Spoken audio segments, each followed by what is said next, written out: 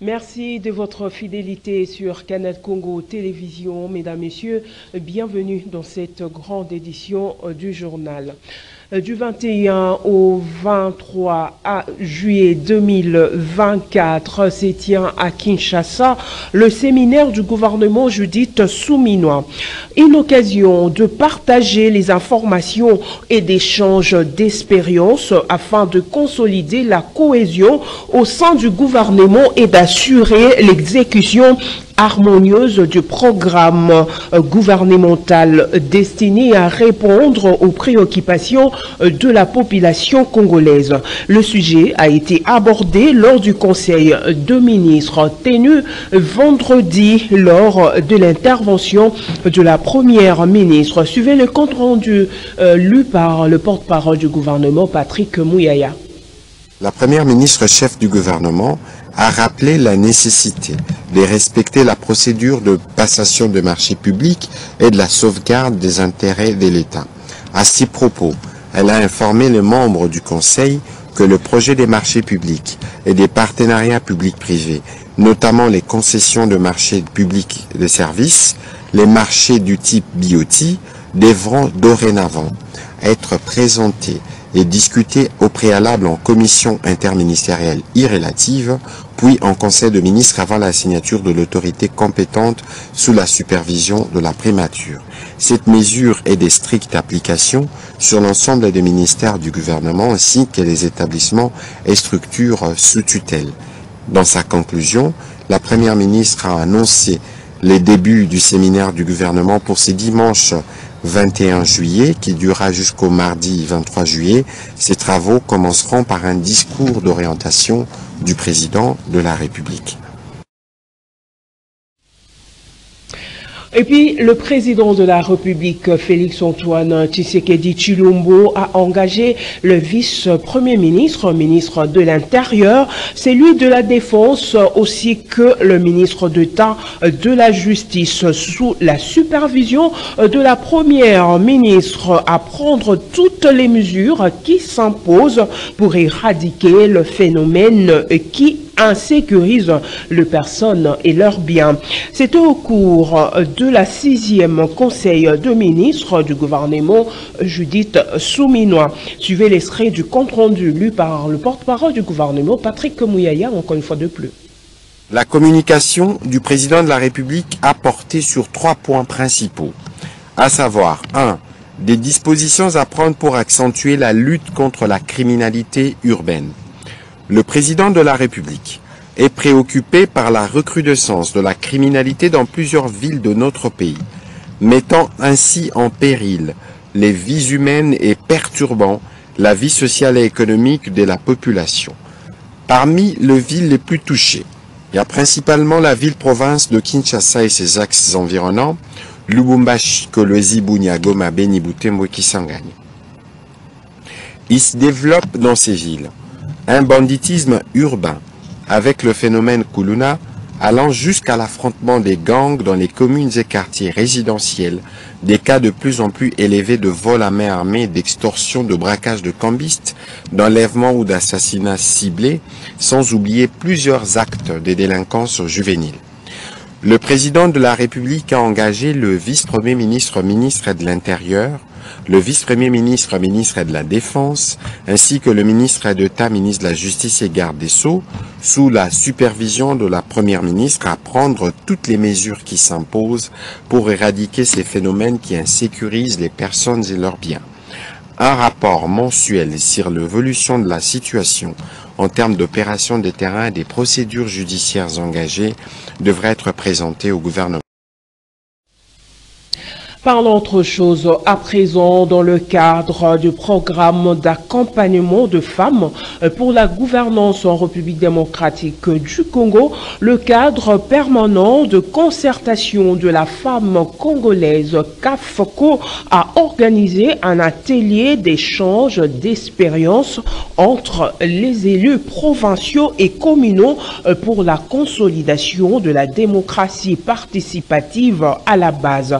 C'était en partenariat avec Olof Palme International Center. Le reportage est de Nancy Ileka et Georges Libengue. Les conseils municipaux ont pris part à un atelier d'échange d'expérience pour la consolidation de la démocratie participative à la base, organisé à Kinshasa par le cadre permanent de concertation de la femme congolaise CAFCO, en partenariat avec Olof Palm International Center. C'est là dans le but de renforcer leurs capacités par rapport au fonctionnement des États, afin d'aider ces derniers à apprendre des élus provinciaux de siéger comme organes délibérants pour voter le budget, suivre et contrôler l'exécutif et pour faire connaître les besoins des communautés de base afin de les prendre en compte dans le programme de développement de leurs entités respectives pendant leur premier mandat. Dans son intervention, le professeur Anselme Mea, doyen de la faculté des sciences sociales, administratives et politiques à l'UNUKIN et facilitateur à cet atelier, a mis l'accent sur le principe de la redevabilité et appelle les élus du peuple à pouvoir réaliser les promesses faites à leurs électeurs, voire même d'aller au-delà, afin de maintenir la confiance entre eux. Pour sa part, Grace Lou, la coordonnatrice ad intérim de CAFCO, revient sur le sens de cette activité. On devait les accompagner sur comment élaborer des petits projets bancables pour essayer de mobiliser le moyen dans leurs entités pour prendre en charge des besoins qui se présentent à eux. Ils ont eu aussi un temps d'échange avec une personne ressource, une femme que nous avons appelée Maître Pacifique Kunzi, pour un peu leur parler des différentes lois qui concernent la décentralisation, parce qu'eux en fait sont l'émanation du processus de décentralisation qui a prévu ces élections au niveau communal. Il faut espérer que les conseillers communaux vont tirer profit de ce renforcement de capacités et de cet échange d'expérience avec les élus provinciaux pour un bon fonctionnement de leurs entités respectives. Et quelques participants à cet atelier n'ont pas manqué de louer la forme de cette rencontre sur la consolidation de la démocratie participative plutôt. Ils sont au micro de Nancy Ileka et Georges Libengue encore une fois de plus. Je remercie en passant le CAFCO qui ont pensé à organiser ces matières qui concernent spécialement les conseillers communaux, ainsi que le temps d'avoir aussi le temps de contrôler l'exécutif qui est le bourgmestre. Je viens de la province, je suis l'unique conseiller 36. Je pourrais aussi transmettre, parce que j'ai cette capacité de transmettre les autres et savoir que le rôle du conseiller communal, c'est aussi le développement de la base et aussi transmettre les errata ou bien la souffrance du peuple qui nous a doté le mandat. Cette formation nous a été utile sur plusieurs aspects, car il était question pour les élus de comprendre l'importance et le rôle, mais également les missions que ces élus doivent jouer dans leurs communes respectives. J'étais vraiment émerveillée de ce que CAFCO a organisé pour les conseillers municipaux, puisque tout ce qui a été dit, c'était juste pour pouvoir renforcer les capacités à la base. Il y a des enseignements qui se sont donnés sur les lois que nous devons exploiter, telles que la loi 08-016 du 17 octobre 2008, qui parle de la décentralisation. Ils nous ont aussi parlé de projets qu'on peut facilement élaborer. Ce qu'on a réussi auprès de cette plateforme, c'est vraiment une chose très géniale. Ils nous ont vraiment montré des choses très nouvelles, surtout dans l'élaboration de nos projets, comment nous, les élus locaux, nous pouvons participer, n'est-ce pas, aussi en invitant, soit en élaborant les projets pour que les développements interviennent dans la base. Parlons reconnaissance de mérite pour dire qu'après avoir été investie ambassadrice de la paix à travers le monde, la sénatrice Florence Mouleka, la maison Choms Production, était dans sa résidence pour installer 2 poteaux et 2 drapeaux en souvenir des œuvres et services rendus sur place. 5 prix honorifiques lui ont également été remis. C'était en présence de la secrétaire générale du genre et famille ainsi que du délégué de la culture et art, Gisèle Etoko et Lola Kinyamba. Après l'investiture de la sénatrice Florence Mouleka en qualité d'ambassadrice de la paix à travers le monde, il était question pour la maison Chomps Production d'installer 2 poteaux et 2 drapeaux en sa résidence, signe des reconnaissances pour ses œuvres et services rendus, aussi sa participation à l'effort national des développements et d'épanouissement du pays. C'est pour la paix, que la paix règne en République démocratique du Congo. Maintenant, nous procédons à la remise des prix. Si vous pouvez amener les prix. Et là, les prix d'excellence d'élite. Vous connaissez, c'est une dame très intelligente, douée. Et là, les prix des bravoures. Et ces prix des bravoures que je remercie Madame la secrétaire générale au genre, famille et enfants, qu'elle a confirmé ces prix par l'attestation de confirmation à qualité d'une femme leader. Elle est leader, elle est née leader, elle continue à devenir leader et elle est leader. 5 prix honorifiques ont été décernés à la sénatrice Florence Mouleka par la maison Chomps Production, parmi lesquels le prix de bravoure et le prix d'excellence pour la paix. La joie était en son comble du côté de la lauréate, la sénatrice Florence Mouleka, qui n'a pas manqué de remercier le bon Dieu qui regarde tous les jours ce qu'il fait. Ma joie est immense. Je ne sais même pas par où commencer, mais je sais que le bon Dieu regarde tout ce que nous faisons chaque jour. C'est pourquoi je suis remarquée aujourd'hui. Donc c'est grâce à notre Dieu, puisqu'on ne peut pas parler de soi-même, mais c'est les autres qui parlent de toi. Je remercie le bon Dieu et je remercie sincèrement tout le travail abattu à cet enfant. Et vous tous qui êtes là, merci beaucoup.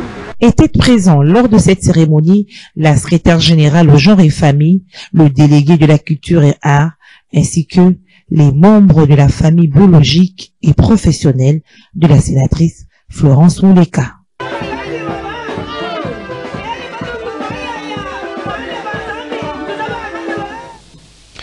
Revenons sur la déclaration du ministre des Ressources hydrauliques et électricité, Teddy Luamba, de l'exportation de l'électricité de la République démocratique du Congo vers le pays voisin. L'analyste politique Maître Claude Boisfoifoy saisit cette opportunité pour donner des pistes de solutions afin de booster la production du courant électrique en République démocratique du Congo, dans les buts de mettre fin à la dépendance étrangère. Suivez. Lors d'un briefing devant la presse, Teddy Luamba, ministre des Ressources hydrauliques et électricité, a fait savoir que la RDC importe actuellement l'électricité auprès de certains pays voisins, des révélations qui alimentent le débat dans la mesure où la RDC, avec son barrage d'Inga, possède un des plus grands potentiels énergétiques du monde. Et face à cette problématique, l'analyste politique, Maître Claude Boisfoifoy, réagit en ces termes. Depuis les temps anciens, ne suffit pas pour donner le courant à l'ensemble du pays avec ses structures actuelles. Et aujourd'hui comme aujourd'hui, il y a Inga 3. Je ne pense pas que les travaux sont finis, qui peut nous permettre de transporter notre courant peut-être jusqu'en Afrique du Sud, jusqu'en Égypte et dans d'autres pays. Mais c'est un chantier qui n'est pas encore clôturé. Alors, aujourd'hui comme aujourd'hui, je dirais encore, quand vous prenez la zone nord du pays, la zone est du pays et la zone sud du pays, ce sont des zones qui sont desservies par Inga. Il devait y avoir des chutes nationales dans ces zones-là et des turbines qui permettent à fournir le courant. Alors, qu'est-ce qui doit être fait pour booster la production électrique en RDC et que le pays mette fin à cette dépendance étrangère qui lui fait perdre énormément de devises? Maître Claude Boisfoifoy explique. Il faudrait, je pense que le gouvernement je l'avais dit peut-être la fois passée, ça doit être une chambre d'études et de stratégie. Dès lors que vous faites un constat comme ça, vous devez voir, mois après mois, comment dans chaque territoire, on peut arriver à avoir des turbines. Quel est l'état des turbines que le Belge a laissé? Faudra-t-il s'appuyer sur ça? Ou bien faudra-t-il des nouvelles technologies, enlever les anciennes, pour que nous ayons du courant? Pour que chaque territoire puisse avoir du courant. Parce que nous avons l'eau partout. Nous avons des rivières partout. Il y a moyen même de provoquer des chutes juste pour que les turbines tournent et on offre le courant à la population. Donc, le gouvernement, c'est un cabinet stratégique. Un cabinet qui sait voir loin et qui sait voir où trouver de l'argent pour créer tout ça. Bien sûr, la SNEL n'a plus le monopole, mais qui sont les autres? Parce que dans les domaines des assurances, on sait que l'assurance avait le monopole. Mais aujourd'hui, on a reçu, on a d'autres compagnies d'assurance. Mais dans le domaine de SNEL, on a déjà libéralisé. Mais ça n'a jamais pris.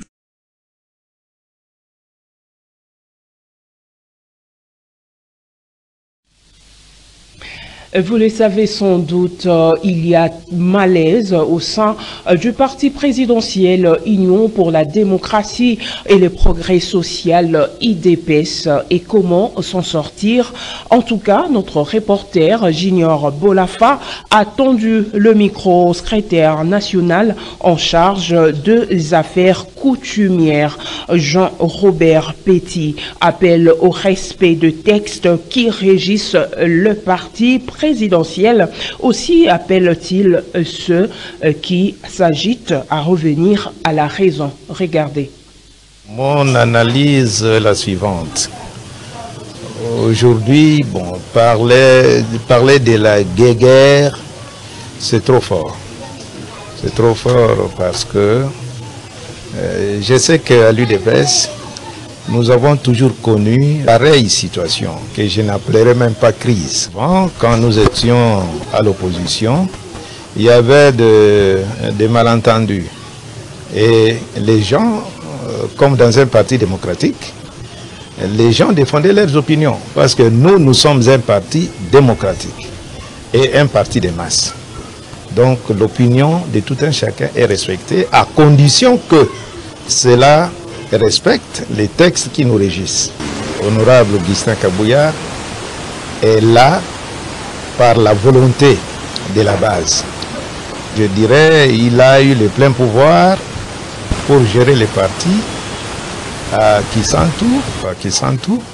Et de Kisantou, nous sommes venus au congrès extraordinaire à Ngandayala dans la commune de Lancelé. Et c'est à partir de là que nous avons donné au secrétaire général, Augustin Kabouya Chilumba, le plein pouvoir de gérer les partis en tant que gestionnaire du parti au quotidien. En plus de cela, il est le président AI du parti.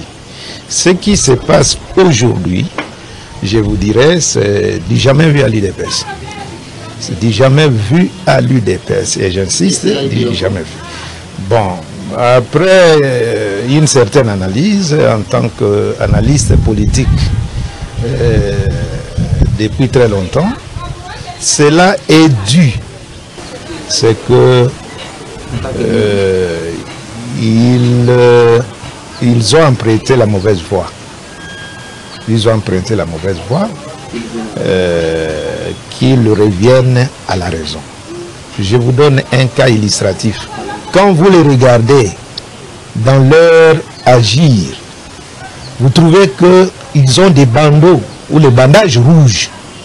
Ces bandeaux, c'est contre qui? Le Royaume de Belgique dénonce l'afflux de Congolais demandeurs d'asile qui parfois, avec de déclarations mensongères, une question se pose. Pourquoi les Congolais de la RDC quittent-ils leur pays pour l'étranger? En tout cas, la plupart des Cunois interrogés évoquent la situation sociale qui est peu réjouissante au pays. Suivez. Normalement, les gens sont sereins, restent à son bord. Mais quand le bateau commence à tanguer, c'est-à-dire à bouger dans tous les sens, il y a la panique à bord. Même si c'est pas un danger réel, mais le fait qu'il tangue, il y a des gens qui prennent des précautions pour pouvoir mettre leur gilet de sauvetage ou alors sauter dans l'eau pour certains qui n'ont pas bien réfléchi. Mais il s'avère qu'on est dans un pays, on ne peut pas dire que tout va bien dans ce pays. On ne peut pas le dire.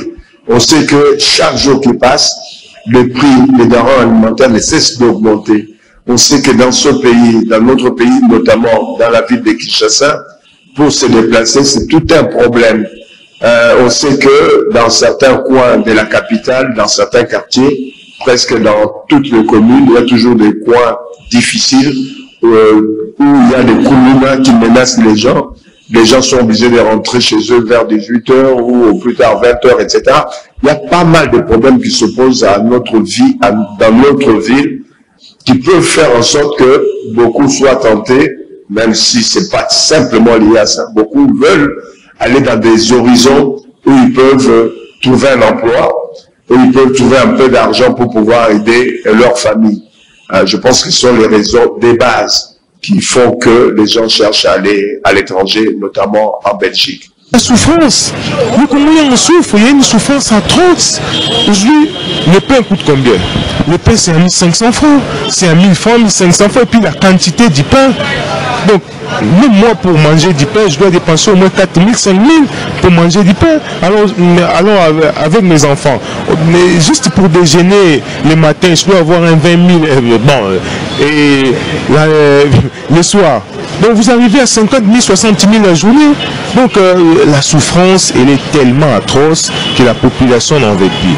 La population veut s'exiler là où il y a un peu de quoi manger facilement. Les faits à Congolais qui en Belgique, ce sont des traîtres. Mboka na biso ezaka moko tozana ngo Congo ezala pasi ezala isengo tozala na kati ya mboka to bundela mboka mais soko moni congolais belé bazo kima bazo kende Belgique ba ambassade de France etc. ce sont des traîtres bazo trahir mboka na biso ba monité moi mukebo bako changa maboko l'essentiel na kimananga yango ndo mona bazo kima mais les vrais congolais yo journaliste ngai le petit peuple to vandeli mboka on ne bouge pas mais bango bazana makoki bayibi na gouvernement basali bazo kima ni baya biso nyonso to bundela mboka. C'est ça la réponse à l'organisation na Congo ezate pona misala. Misusu bazo mabongo même biso nyonso tozo bongisa bana soki coalition emonani akendaka bana me mikolo boya to vanda to bundela mboka. Bana nde bazana makasa akende ko sokola basani akende ko sokola bibemba sala de n'importe quoi azwaka moi mi fait pona ko songa ba congolais. Mais misala vraiment fatiata la sociale. Misala ezapasi.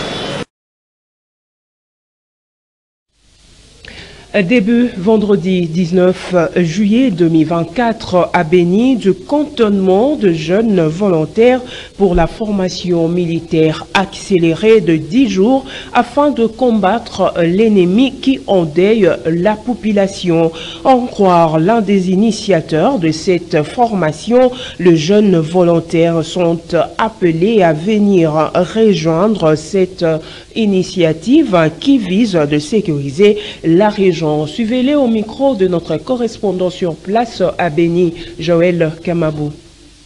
Répondre à l'appel populaire, lequel appel consiste à demander une formation accélérée à nos militaires afin qu'ensemble nous puissions barrer la route à l'ennemi conformément à l'article 63 de la Constitution.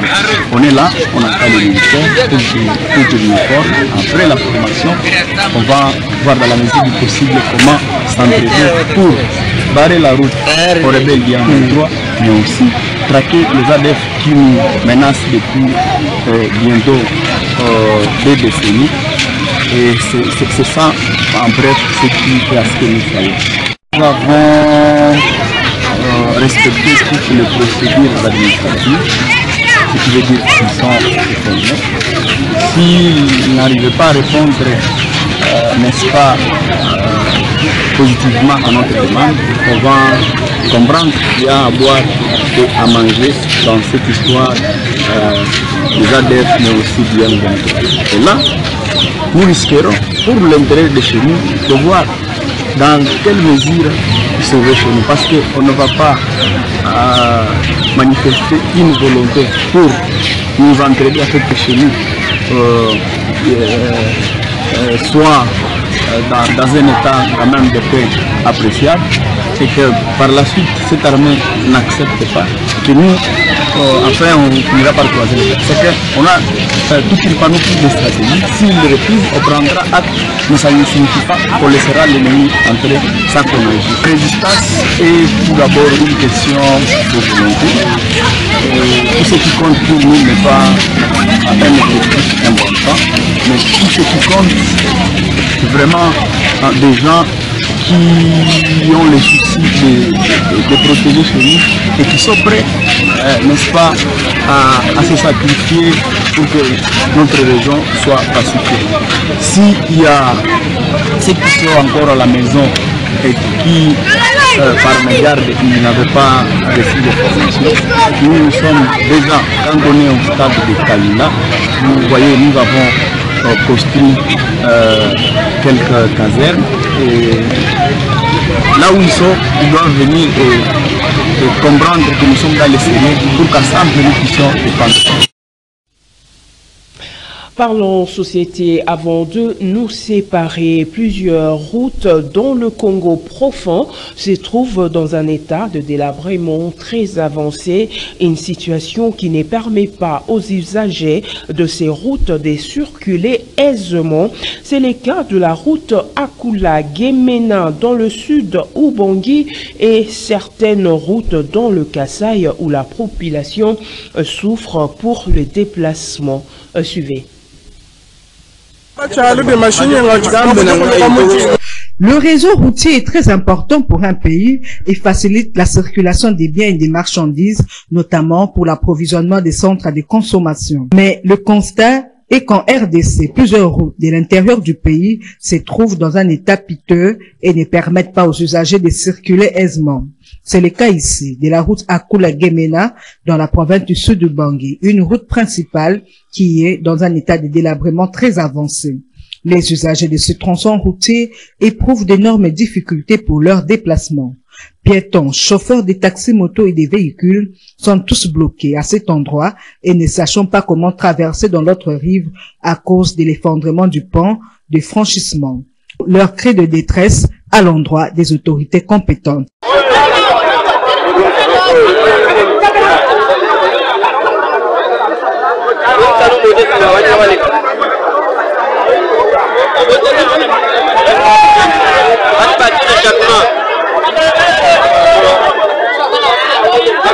Un autre cas emblématique des difficultés de mobilité de la population congolaise, c'est dans le Kasaï où la population souffre énormément des mauvais états des routes et du délabrement des ponts.